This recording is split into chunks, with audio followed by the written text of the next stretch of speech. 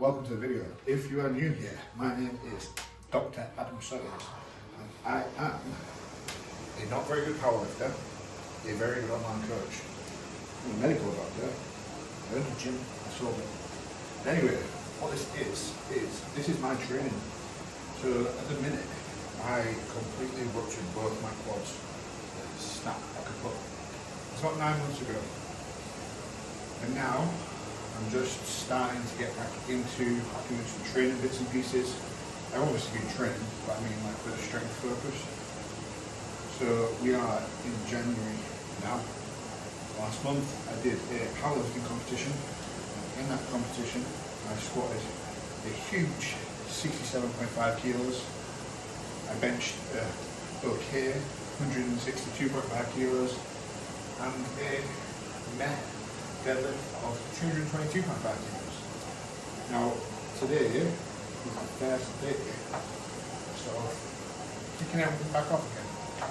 What I'm doing now is obviously just warming up, so I'm going to go through my training session. I've got a couple of questions from Instagram which I will answer as I go. Some of them are a bit more abstract, like powerlifting programming. One of them was powerlifting programming for idiots. Quite a big topic. So what I will do is I'll do a proper sit down video and go through that in more detail at some point and later on in the week. But for now, with training, I'm starting basics but better protocol I use. I just need to make a few adjustments because obviously given the nature of my injury to my legs, I can't quite go as heavy on stuff as I would like to. So with that said, let's crack on. Now, in terms of residual effects, my actual quad, my left side is pretty good. My right side, there's some nerve damage in the quad. So, for that, I need to do a few different drills for it. And then, I just, as in literally last week, just had an MRI scan of my ankle. And it's showing some edema of the bone. So edema is swelling. Well, edema is like swelling and fluid, sort of in a sense. So it's essentially like there's fluid in the bone, which indicates there's some kind of damage. So probably it is a fracture that is partially healed or healing. So I need to get an extra CT scan on that. But I'm dealing with that at the minute, so that's fun. So what I was just doing there is just some single leg calf raises to get warmed up. I'm going to move you and we're going to go on to some squats. So this should be a relatively fun session, we shall see. Let's just see if I can actually get you set up. There we go, should be able to see me lifting that. So I'm just going to use my squat shoes, but this foot is still quite swollen. I need to know the diagnosis because if it's a case of what they call non-union, so non-union means that it's not drawing it back together. So union is when something's healed. And then it can be a displaced or a non-displaced fracture. So a displaced fracture means that it's basically not in alignment. It's not aligned anymore. So a non-displaced fracture means it's nice and straight. It's probably going to need to have surgery in most cases. And then a displaced fracture would be where the bone is like moved out of place. So you can have fragments on it. That can be problematic if that's not sorted. So for me, fracture will be non-displaced. I'm not sure yet if that is non-union. So if there's non-union now at this point, it'll be 9 months since the accident. It's a long time. If that is the case, it will basically be the fault of the person who refused me to have an x-ray of my ankle. Because I outright asked and they said no. So it will essentially be because of that. That it hasn't healed, and then obviously it's not been immobilised. I've been walking on it and stuff, and then that could have caused an issue, or it could be something else. But that's what's going on with that ankle. So yeah, I'm going to do some squats. My point of all of that is my foot's still too swollen to have my squat shoes on comfortably, so I can wear them, but they don't feel great. And it's sort of bursting the seams out of them. So instead, normal shoes, I'm just going to use these heel wedges instead, because my ankle range of motion on this side now as well is just, it's gone kaput. This feels nice and horrible. So at the minute, the cold weather is not fun at all on my knees.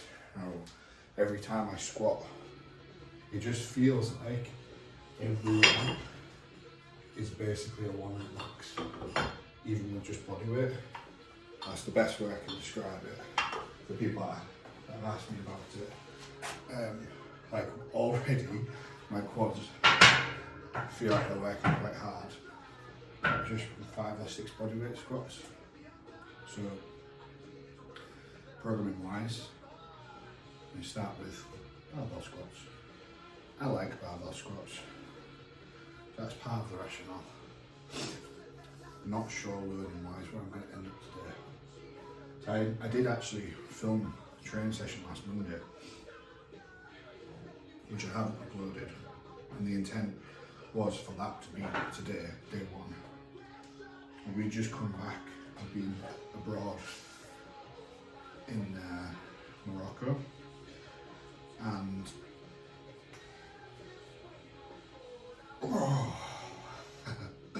this might be my top set for today.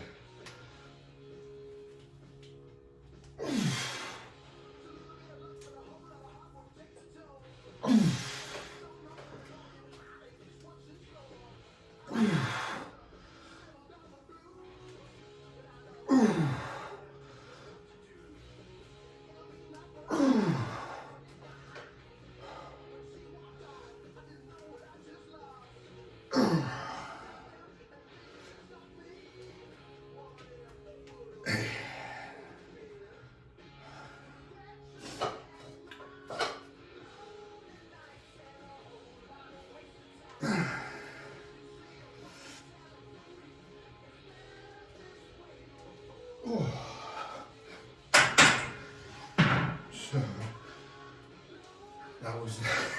that was way harder than I wanted it to be. The strength is super variable in the legs as well. So we just got away. We just come back from Morocco after a couple of weeks, after a week, and I don't know what it is about flying. Almost any time we've been flying, I tend to pick up a bug. I think it's probably just from being around so many people in such a short space, a small space, in the airport and then in flight, that I think he's prone to get ill. So anyway, got back and was greeted with basically man flu. So the Monday trained, it was okay. The Tuesday just died.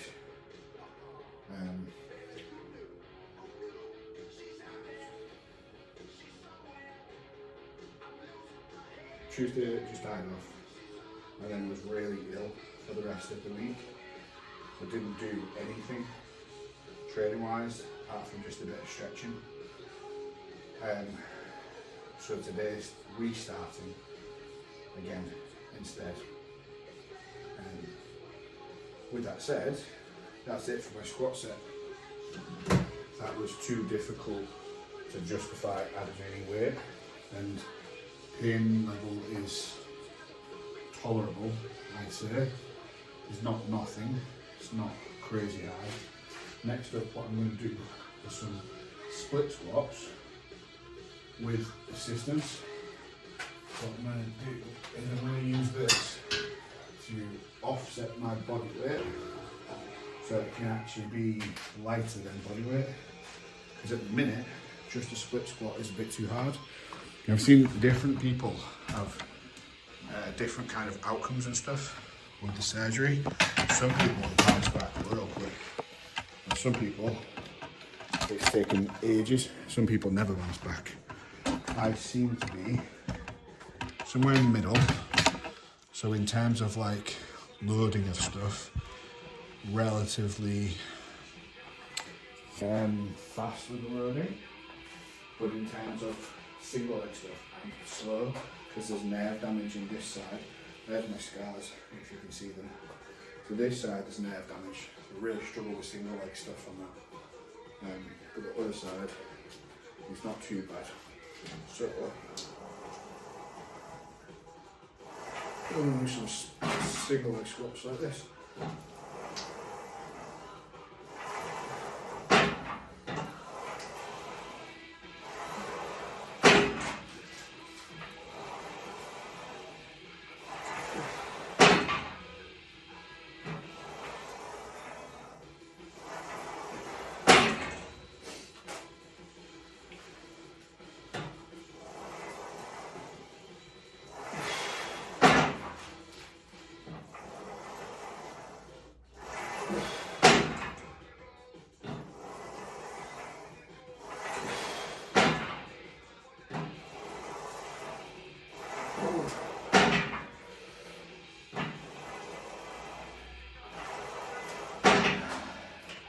That probably looks, well, it's less than body weight, but it feels tough. What I think I'm going to do for the next set is elevate my front leg a little bit, so I can just get a bit of a deeper range. I'm going to put this on the floor as well, just because scratch the ground on my knee. So for the quad stuff, I'm not trying to do like super high volume or anything. I am trying to do relatively high frequency with it, just to make sure that I'm moving as much as possible. It seems to help more with the frequency rather than intensity. I'm going to give this a go this time.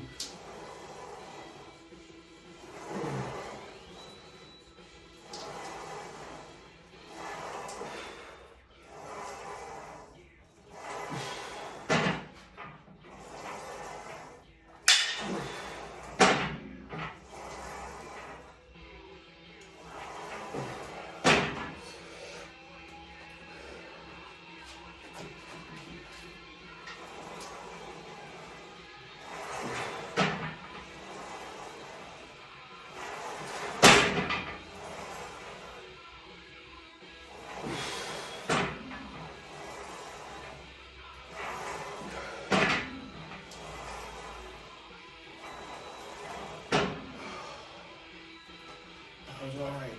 I mean, it wasn't the most fun thing, but it's done now at least. So that's it in terms of my main quad movements for this session. So what I'll be doing is, I got a 4-day split. I've ummed and ahed about 4, 5, 6, 7. I've settled on 4 because it's a good problem to have, but where I'm very busy with my online coaching. I'll speak a little bit. So it seems like a superhero and have the strength to match. And so I need to make sure that my training doesn't interfere with that. And I just like the 4-day split. So what I'm doing is squats and bench, and then deadlifts. So squats and bench on Monday, deadlifts on Tuesday, squats and bench. This might not be the right exercise. Because I know I've got variations of bench. Just going to check. So, just going to put the loading on this.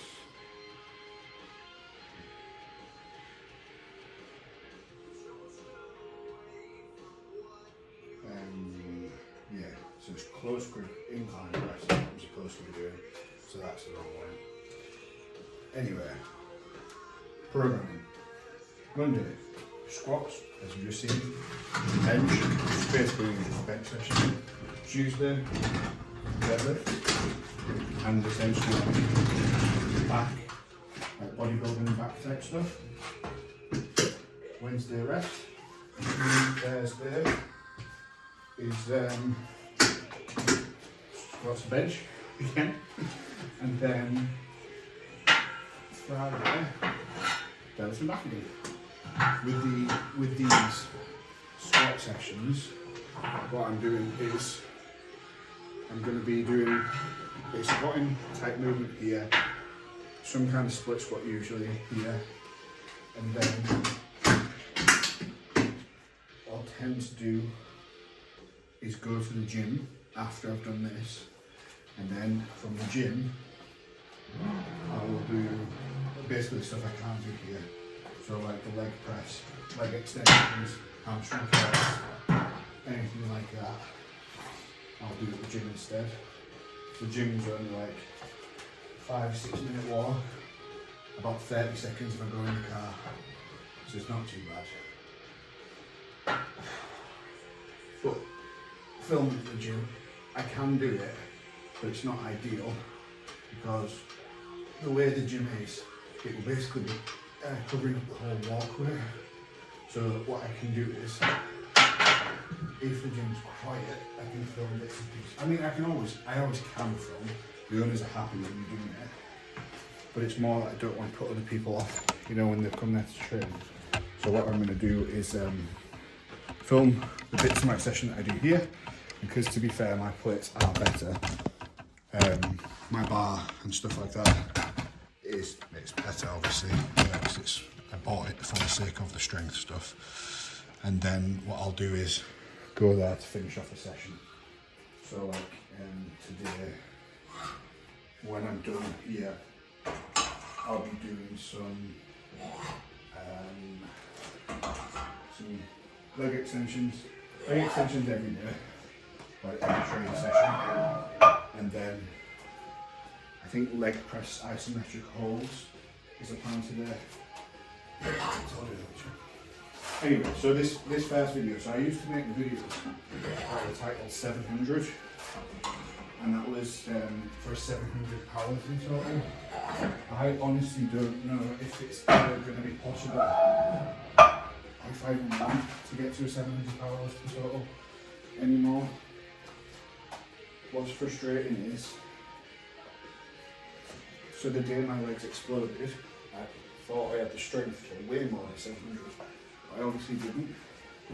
And so like, obviously I wish my legs didn't explode. I feel like everyone would wish that. But I almost wish I did like a harder training session before it, so that I could have ticked off 700. But so for the goals for now,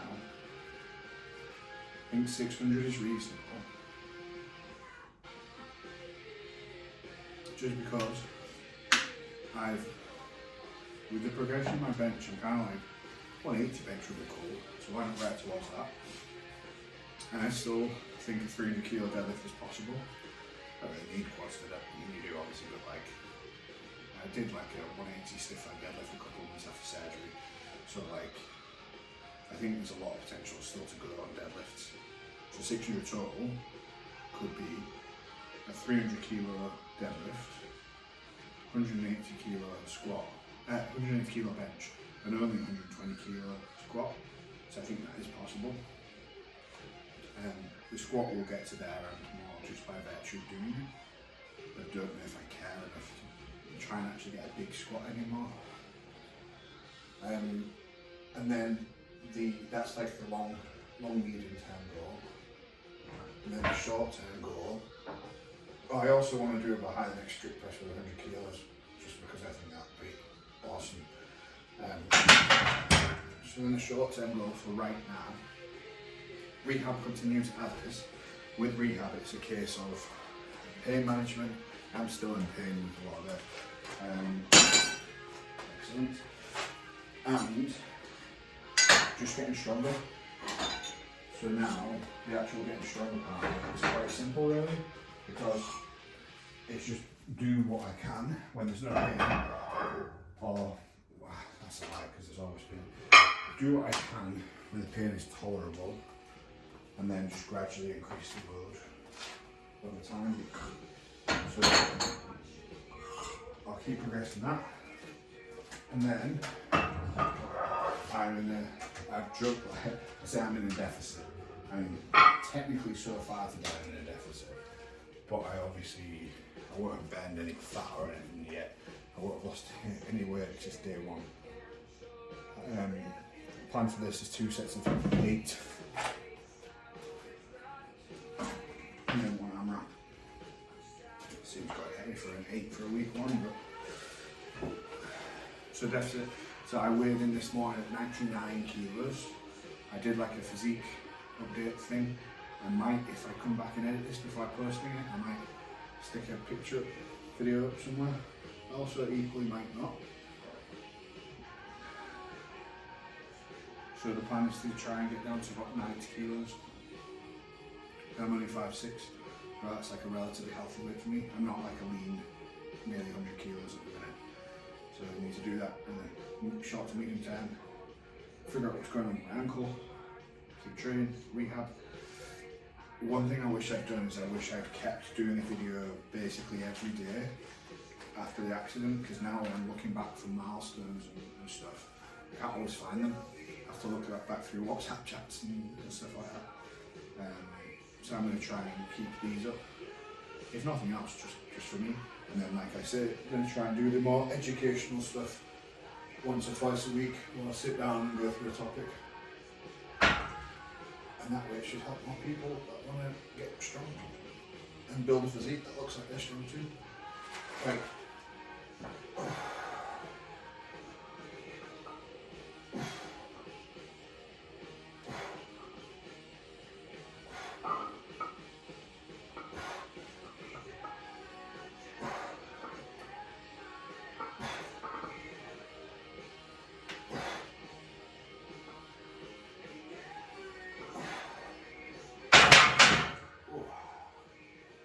Good set. So what I'm doing is a variation of a program called Strong and Jacked. So if anybody wants to work with me online, what I'm moving towards now is there are basically 2 main options and 1 third sometimes. So one is one-to-one online coaching. It's like what you would think online coaching is, only it's better, because most online coaches suck. And then like the average personal trainer is so bad, and it's so simple to be better. And that sounds super big-headed, it is, but when the average personal trainer is like forgetting to reply to clients, skipping check-ins, not actually helping clients towards their goals, like if that's like the bare minimum, if you had that quality, if you had that level of service in any other job, you'd get fired. Anyway, the other is ASC Performance app and team coaching. So the reason I say both is you can use it one of 2 ways, or both. So one is the app. It's a training app. You get the programs that I've designed, you use them programs, you put in your maxes, it gives you what to lift. Different programs. The team coaching element of it is you can ask questions, you can share technique. I do technique reviews every week. So that's why I say it's a team coaching, and I'm not one-to-one with each individual person giving them the answer. I'm replying to the team in that. So that's very, very cheap. It's like less than the price of an energy drink a day. It's super cheap. That's there because I get quite a lot of people that interact with my stuff.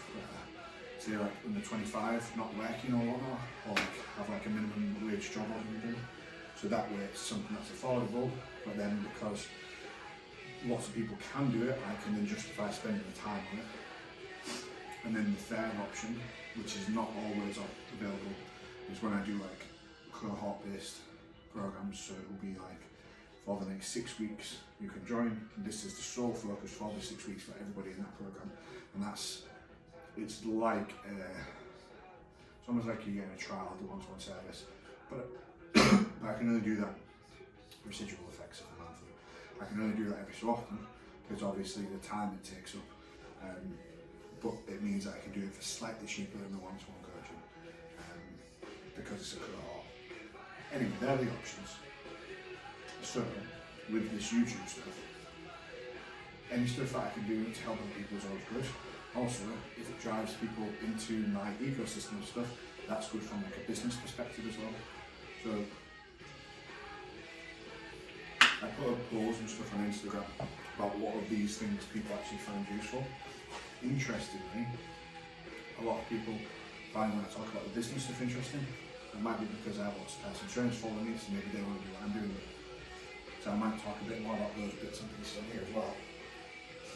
But then it's going to be a case of if you're watching them just for the education and stuff, it's always going to be nonsense between sets of lifting.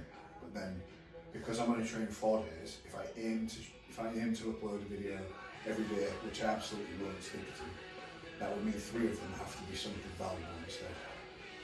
So those would be the ones to watch.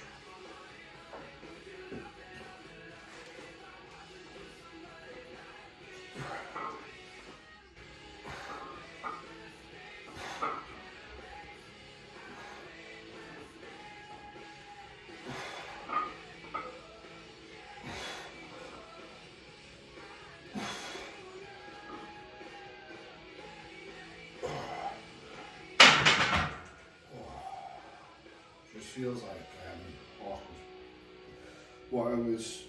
So if I'm doing the training videos and the education ones, maybe I'll have to do a different thumbnail style for them, just so that then it's easy to know which is which.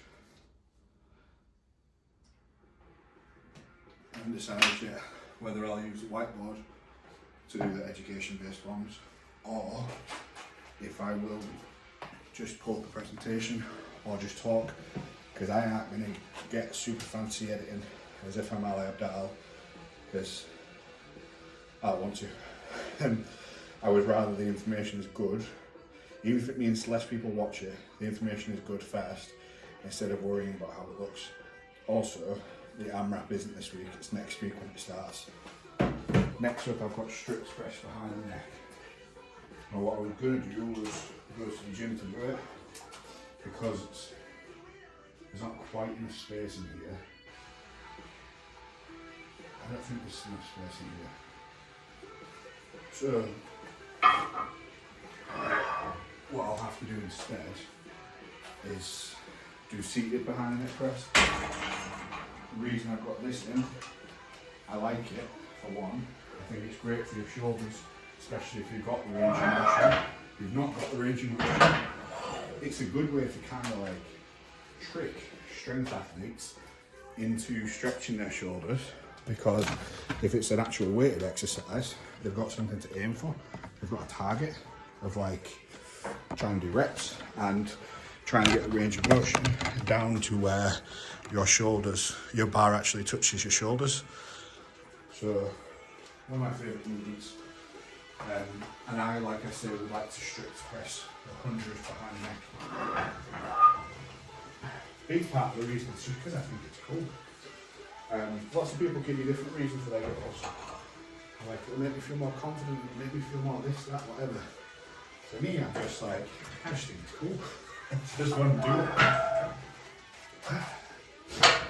Something I found when I was doing the 700 videos, I stopped at some point, and part of the reason was when I was doing them, I sometimes essentially just not have the energy to train and talk, so I then just wouldn't film. Whereas what I'll do instead, I think, is if I'm going to have one of those sessions, I might just name the video no talking. I just call it ASMR, headphones in, training session or something. I'm not sure.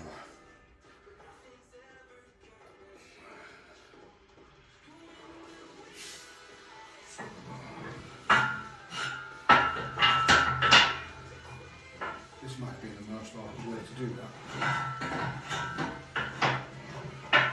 So this way, I can sort of do them seated.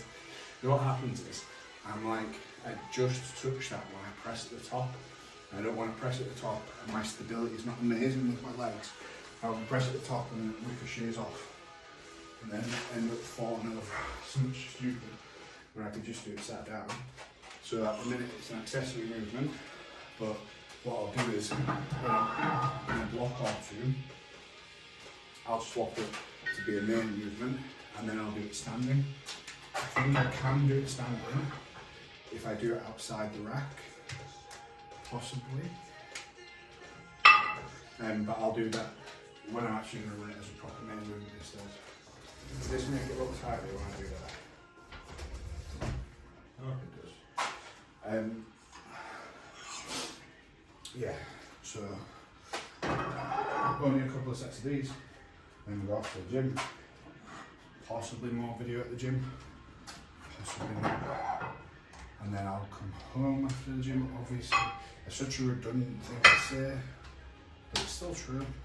And then I'll do some stretching whilst tea's getting cooked.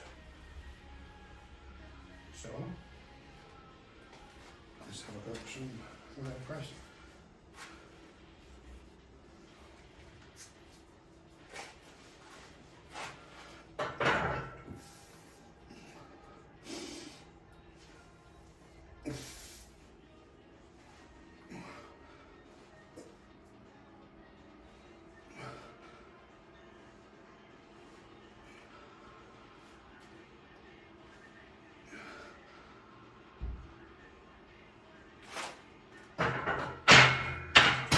This is the most awkward setup to do it on.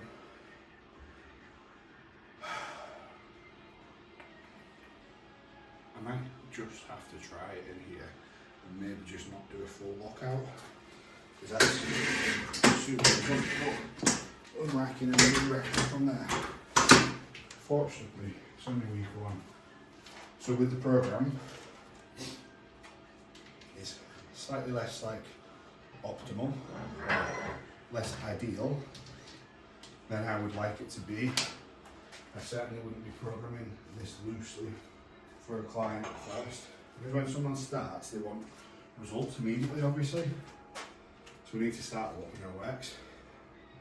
Whereas for me, I'm happy just training anywhere. So basically, the rule is do more than last week. I know that's not always possible, but as a basic rule, that is going to be my progression scheme.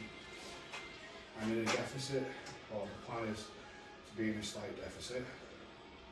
So that will mean I'll be roughly dropping, I don't know, 0.5 kilos to 1 kilo a week. So what I'll do is just adjust my training based on that, and adjust the rate of weight loss as well. And then after this is like a reintroductory type session.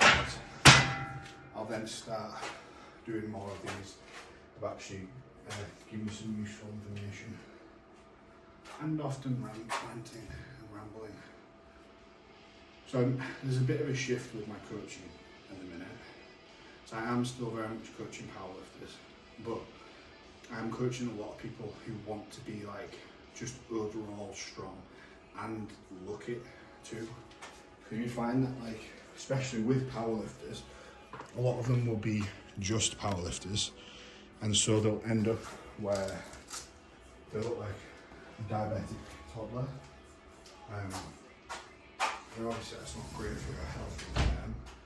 Also means that you just don't look like you're training, which when you come down to it, people want to look good when they're naked. And so the thing that I'm marketing, sort of what I'm doing now, is helping people with building a physique that looks like a superhero and the strength to match. So like not just having a big chest, but being able to also bench 3 plates a side or whatever. So a lot of my marketing angle is changed more towards that now, because I guess it's more like what my goals are now. If I'm never going to be a competitive powerlifter at a high level with my quads, even with like the best will in the world, I'm probably not squatting 300 kilos. I don't know that it would be a high enough priority in my life to do that anyway. I want to be stronger than the average person that trains in every lift. And so I don't just mean squat, bench, deadlift, curls, barbell rows, pull-ups, but it's doing it in a way that builds physique and in a way that doesn't cause massive injury. I certainly have learned from that. Anyway, let's see if I can do these. What I might just have to do is stand wider. We'll see.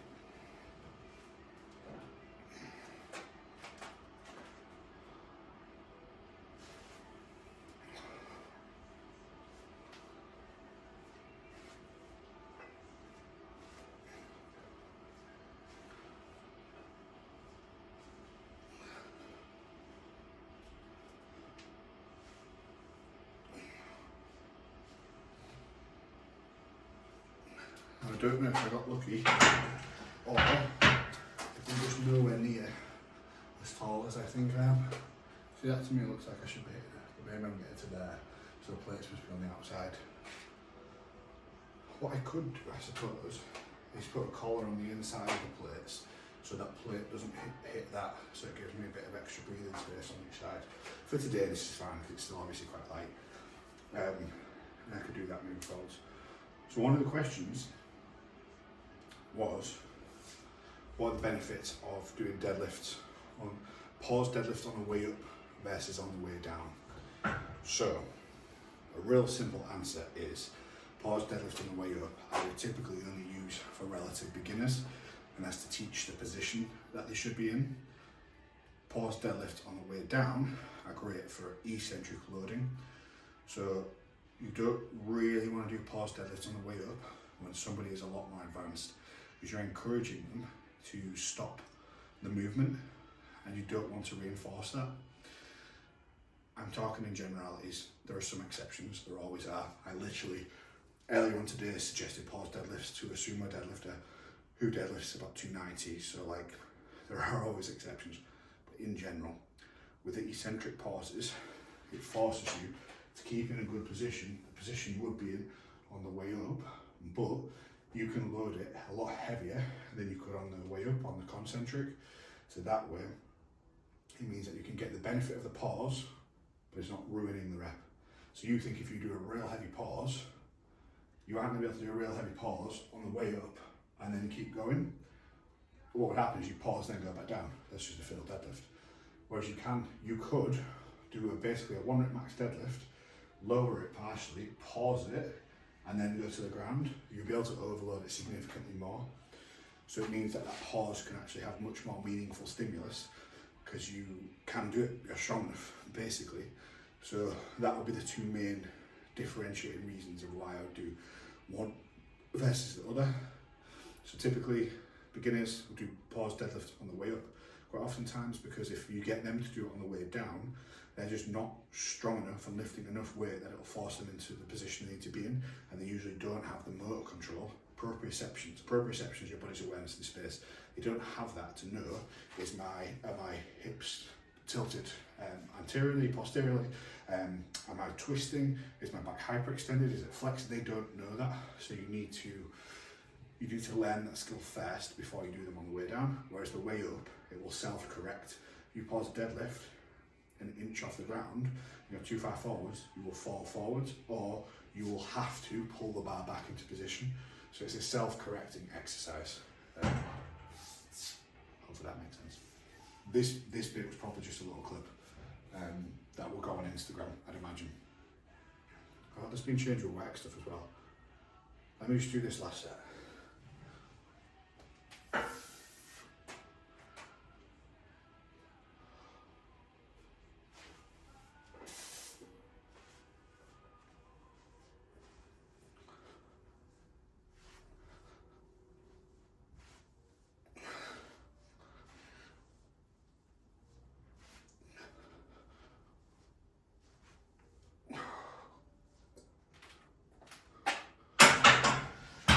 Something I noticed then, which is a really bad habit that lots of athletes have, including me today, I was doing it on the close grip as well, is not fully locking out and not pausing between the top reps.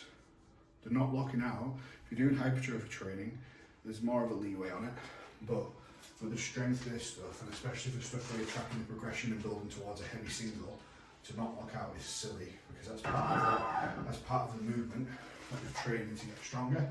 And even just for standardising reps, if you sometimes block out 70%, 80, 90%, you're not consistent in when you lock out, you don't then know if your reps are like for like. And what ends up happening is, you'll then, when you start getting tired and you have a break, between reps, and you start to then lock out, then it's a different setup. Because now you're having 2 minutes, you're having 10 seconds between reps or whatever, instead of it just being bang, bang, bang. So that's something to bear in mind with your reps and with doing rubbish quality reps like I just was. So this is it for the stuff that I'm going to do in here today. For the rest of this video, it's going to be me talking. I'm going to go grab my phone from over there, log this session, and then see what time we're on, because Rach doesn't know what I'm going to try and do. So she works at the gym now. She personal trains there. I'm going to see if I can time it to go and pick her up for when she's finished work, so then she doesn't have to walk home. It's not far to walk, but it is like, it's getting dark, and so I would rather give her a lift. But I'm just going to check for the time because I don't want to cool down too much. So I'm going to go to the gym, and what I'm going to do is a low incline dumbbell press, a machine fly, some curls, and some leg extensions, and that's going to be it for today. So looking at the time now, that'll give me an hour at the gym. That's probably like a good amount to aim for. So I'm going to go there now, get that done. I actually will see you guys tomorrow. If I've not uploaded a video tomorrow, then feel free to tell me off. We shall go from there. We'll see how that goes. So, welcome back to the videos. I don't know what this can be called. Maybe I'll just call it 600. That could work, couldn't it? That's enticing, but we shall see. Take care. I'll see you tomorrow.